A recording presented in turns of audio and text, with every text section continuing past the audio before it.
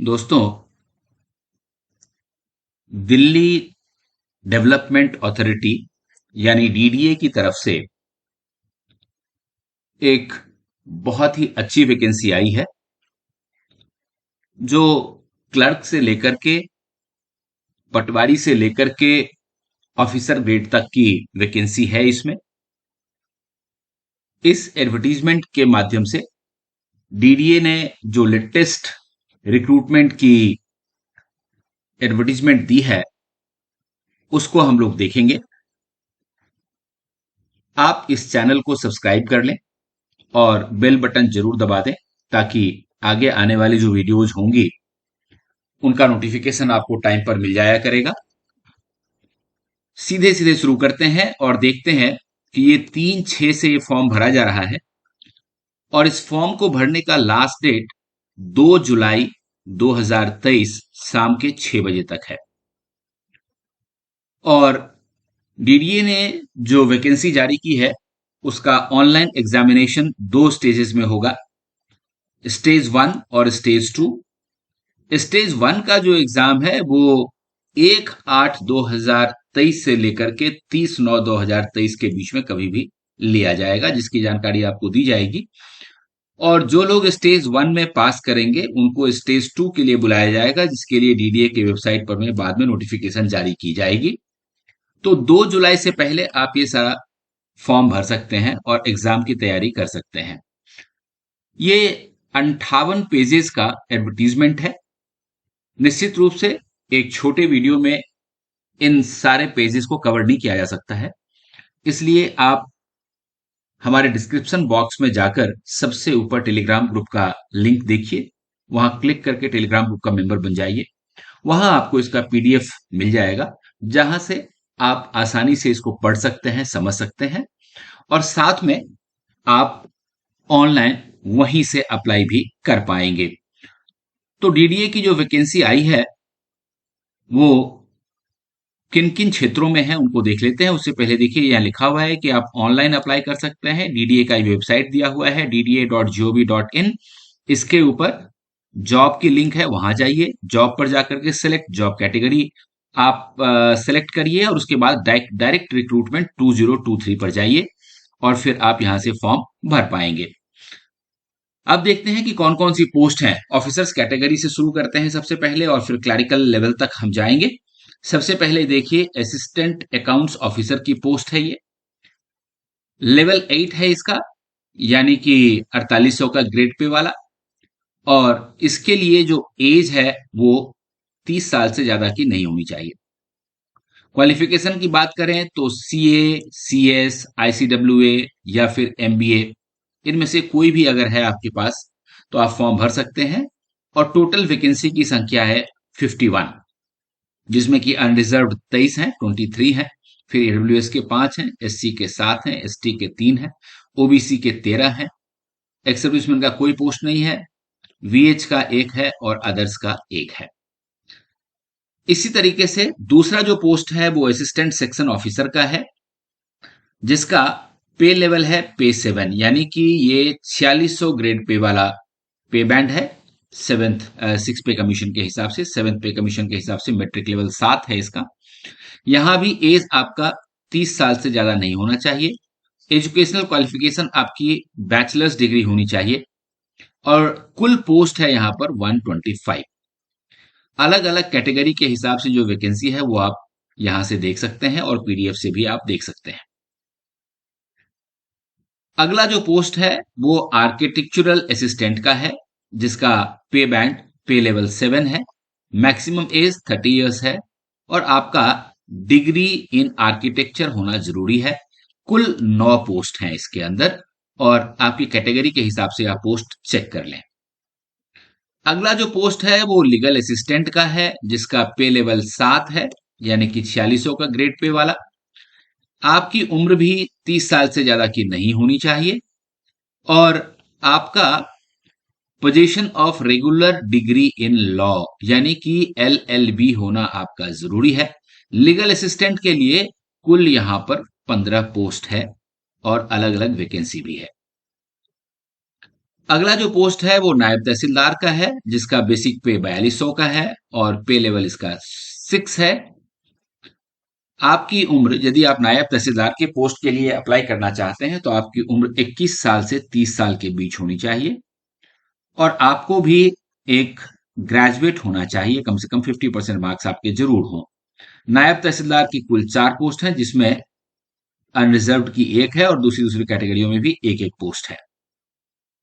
अब बात करते हैं जूनियर इंजीनियर सिविल की, जिसका पे लेवल 6 है और इनका एज, जूनियर इंजीनियर के लिए आपकी एज 18 साल से 27 साल की होनी चाहिए और आपके पास डिप्लोमा इन सिविल इंजीनियरिंग जरूर होना चाहिए।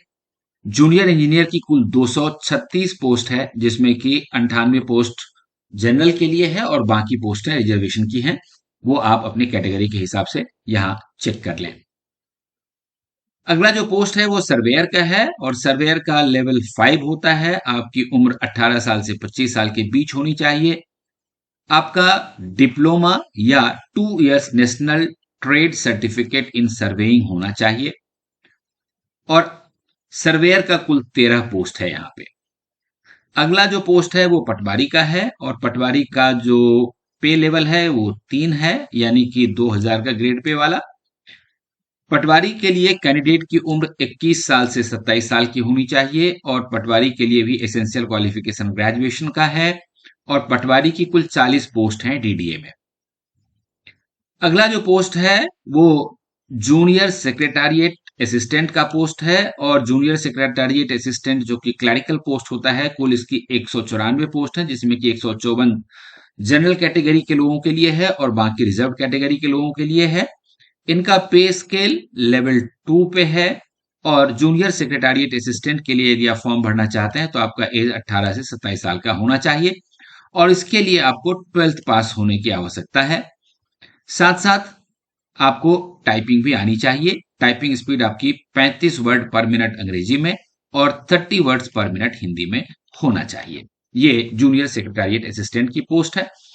अब आइए इन पोस्ट से संबंधित जो दूसरी इंपॉर्टेंट चीजें हैं उसके बारे में बात कर लेते हैं। जैसे डिसेबिलिटी का परिभाषा यहां दिया हुआ है कि अगर कोई दिव्यांग कैंडिडेट है तो उनके लिए छूट के लिए क्या कैटेगराइजेशन होना चाहिए, वो ऐसे कैंडिडेट्स यहां से अच्छी तरह से देख लें, पीडीएफ से भी देख सकते हैं। इस वैकेंसी से संबंधित अगर आपके कोई डाउट्स हैं तो आप जरूर कमेंट बॉक्स में लिखिए, आपके सवालों का जवाब दिया जाएगा।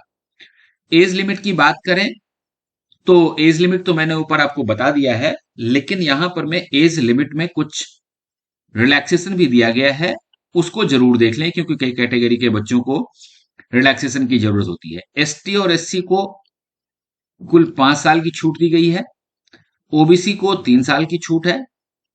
जो पीडब्ल्यूडी बच्चे होते हैं, पर्सन्स विद बेंचमार्क डिसेबिलिटीज, उनको 10 साल की छूट है मैक्सिमम एज में और एससी एसटी कैटेगरी के जो पीडब्ल्यूडी के कैंडिडेट्स होते हैं उनको 15 साल की छूट दी गई है और ओबीसी के जो पीडब्ल्यूडी के बच्चे होते हैं उनको 13 साल की छूट दी गई है। इसके अलावा डिपार्टमेंटल कैंडिडेट को 5 साल की छूट दी गई है। तो इस तरह से अपना कैटेगरी वाइज जरूर छूट देख लें कि आपको एज में कितनी छूट दी गई है।